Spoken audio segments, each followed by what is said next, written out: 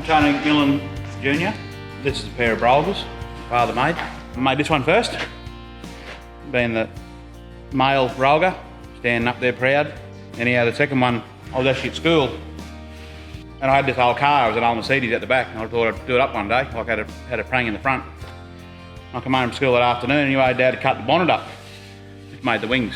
Anyway, I said, what'd you do that for? He said, oh, well, I think it's more important on my bird than it is on your old car that's never going to get done. Fair enough. That's the female. You know, when they stand in the garden, they look like they were meant to be there, like they're always a pair. I'd say they're probably my favourite, yeah.